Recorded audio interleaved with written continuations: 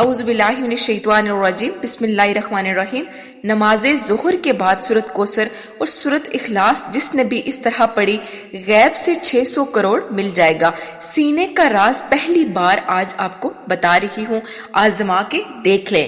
محترم ناظرین، سورت اخلاص اور سورت کوثر کا صرف 15 منٹ کا یہ عمل کر لیں، انشاءاللہ اگلے ہی دن معجزہ دیکھنا، آپ کروڑوں مانگو گے تو آپ کو اربوں ملے گا۔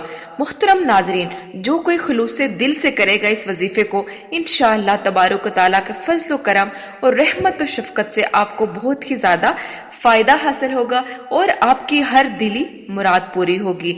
اللہ تعالیٰ آپ کے رزق اور مال و دولت میں بے انتہا برکت عطا فرمائے گا انشاءاللہ۔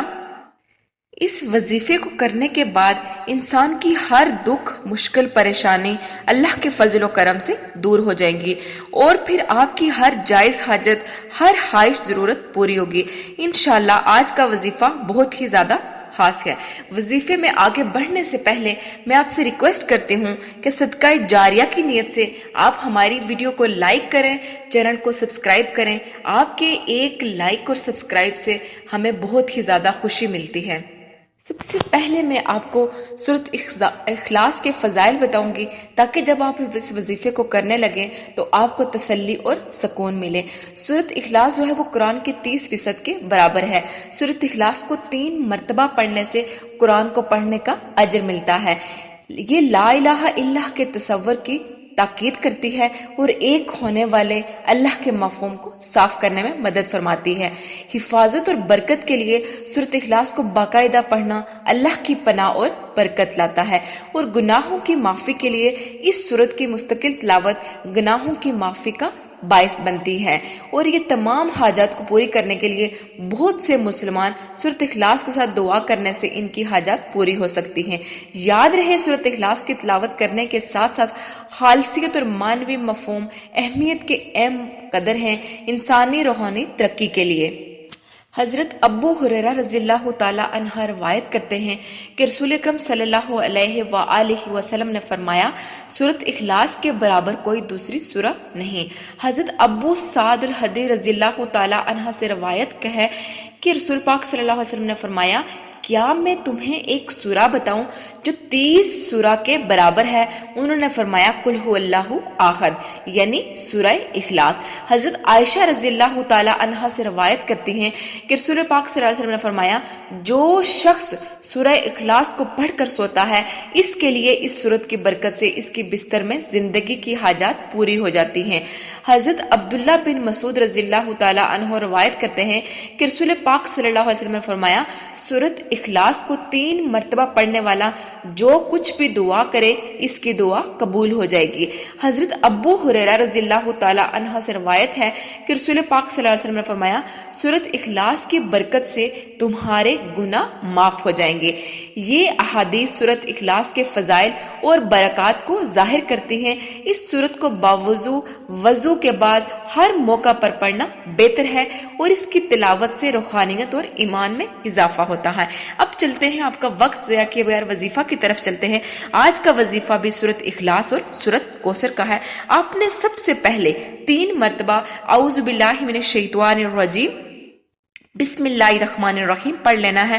اس کے بعد آپ نے 1 مرتبہ نماز والا درود ابراہیمی مسٹ ہے، آپ نے نماز والا درود ابراہیمی پڑھنا ہے۔ 1 مرتبہ میں آپ کے سامنے درود ابراہیمی کی تلاوت کر دیتی ہوں۔ اعوذ باللہ من الشیطان الرجیم بسم اللہ الرحمن الرحیم، اللہم صلی علی محمد وعلی آل محمد کما صلیت علی ابراہیم وعلی آل ابراہیم انک حمید مجید، اللہم بارک علی محمد وعلی آل محمد کما بارکت علی ابراہیم وعلی آل ابراہیم انک حمید مجید۔ 1 مرتبہ جب آپ درود ابراہیمی پڑھ لیں، اس کے بعد آپ نے تسبیح کے دانوں پر 3 مرتبہ پڑھنا ہے، یا اللہ یا رحمانو، یا اللہ یا رحمانو، یا اللہ یا رحمانو۔ تسبیح کے دانہ آپ نے صرف 1 نکالنا ہے، اس کے اوپر آپ نے یا اللہ یا رحمانو کو پڑھنے کے بعد صرف ایک مرتبہ آپ نے سورت اخلاص پڑھنی ہے، یعنی قل هو اللہ احد اللہ الصمد لم یلد ولم یولد ولم یکن لہ کفوا احد۔ اس کے بعد آپ نے 3 مرتبہ سورت کوثر پڑھنی ہے۔ میں آپ کے سامنے ایک مرتبہ سورت کوثر کی بھی تلاوت کر دیتی ہوں۔ اعوذ باللہ من الشیطان الرجیم، بسم اللہ الرحمن الرحیم۔ انا آتیناک الکوثر فصلی لربک وانحر ان شانئک ھو الابتر۔ ایک مرتبہ پھر سے آپ کو وظیفہ بتا دیتی ہوں۔ 3 مرتبہ آپ نے بسم اللہ الرحمن الرحیم پڑھنا ہے، 1 مرتبہ آپ نے درود ابراہیمی پڑھنا ہے وظیفہ شروع کرنے سے پہلے۔ اس کے بعد آپ نے یہ وظیفہ جو ہے یہ تسبیح کے 100 دانے پہ کرنا ہے۔ پہلے آپ نے 1 دانہ نکالنا ہے، اس کے اوپر آپ نے پڑھنا ہے یا اللہ یا رحمان، یا اللہ یا رحمان۔ وہ پڑھنے کے بعد اسی دانے پہ آپ نے 1 مرتبہ سورت اخلاص پڑھنی ہے اور 3 مرتبہ آپ نے سورت کوثر پڑھنی ہے۔ یہ ہو گیا تسبیح کا 1 دانہ۔ ایسے ہی آپ نے دوسرا دانہ نکالنا ہے، اس کے اوپر آپ نے 3 مرتبہ پڑھنا ہے یا اللہ یا رحمان، یا اللہ یا رحمان، یا اللہ یا رحمان، اور 1 مرتبہ سورت اخلاص پڑھنی ہے اور 3 مرتبہ سورت کوثر۔ تسبیح کے 100 دانوں کو پڑھنے کے بعد آپ نے آخر میں 33 مرتبہ، صرف اور صرف 33 مرتبہ یعنی 33 ٹائم آپ نے پڑھنا ہے یا رزاقو یا رزاقو یا رزاقو۔ 33 مرتبہ آپ نے یا رزاقو کو پڑھنا ہے۔ اس کے بعد آپ نے 11 مرتبہ استغفر اللہ استغفر اللہ استغفر اللہ پڑھنے کے بعد آپ نے پھر سے 1 مرتبہ درود ابراہیمی پڑھ لینا ہے۔ اس کے بعد اپنے رب کی بارگاہ میں ہاتھ کھڑے کر دینے ہیں۔